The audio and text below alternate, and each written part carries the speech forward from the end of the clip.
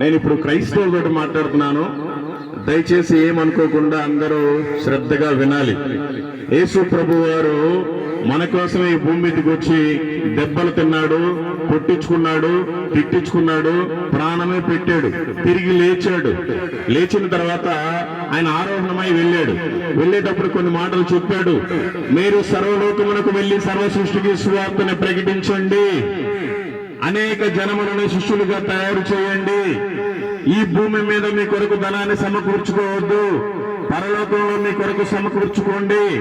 ఈ లోకం అనే అగ్నిలో కాలిపోతా ఉన్నారు, కొందరినైనా అగ్నిలో నుంచి లాగినట్టుగా లాగి రక్షించండి అని యేసు ప్రభు వారు చెప్పారు. కోత విస్తారంగా ఉంది, పని వారి కొద్ది మందిమే ఉన్నాం మనం. మరి మనం అంతా మన పనులు మనం చూసుకుంటే యేసు ప్రభు మనల్ని లెక్కలోకి వేసుకోడు. వాక్యం ఏ విధంగా సెలవిస్తుందో ఫిలిప్పీయులకు రాసిన పత్రిక 2వ అధ్యాయం 21వ వచనం, అందరూ తమ సొంత కార్యములను చూసుకుంటున్నారు గాని యేసు క్రీస్తు కార్యములను చెయ్యరు, యేసుక్రీస్తు కార్యములను చూడరు అని సెలవిస్తుంది. కాబట్టి మన పనులు మనం చేసుకోవడమే కాదు, దేవుడి పని కూడా చేయాలి.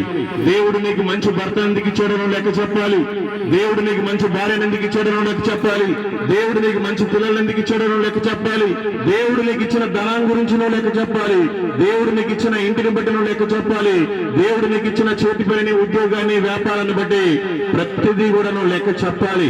చెప్పలేని రోజున నీ ప్రయాణం నరకమే. కాబట్టి నామకార్థంగా ఉండబాకండి, మంచి విశ్వాసంగా ఉండండి. బైబిల్ను పట్టుకొని ప్రతి వారం మందిరానికి వస్తున్నాం. ఆ బైబిల్లో అసలు మనం ఏముందో చదవం. అందుకే మన జీవితంలో శ్రమ. పౌలు గారు ఒక మాట చెప్తున్నారు, అయ్యో నేను సువార్తను ప్రకటించకపోయిన ఎడల నాకు శ్రమ. అందుకే మనకన్ని శ్రమలు వస్తున్నాయి. కాబట్టి నిన్ను వారిని పొరుగు వారిని ప్రేమించమని చెప్పాడు. మీరు కూడా అనేక మందిని ప్రేమించండి, అనేక మందికి మంచి మాదిరికరంగా మీ జీవితాన్ని చూపించండి, మీ సాక్ష్యాన్ని కాపాడుకోండి, మీ దైవజనుడికి లోబడండి. వారం క్రమం తప్పకుండా మందిరానికి రండి, రోజు ఇంట్లో ప్రార్థన చేసుకోండి, వాక్యాన్ని చదువుకోండి, వాక్యానుసారం జీవించండి.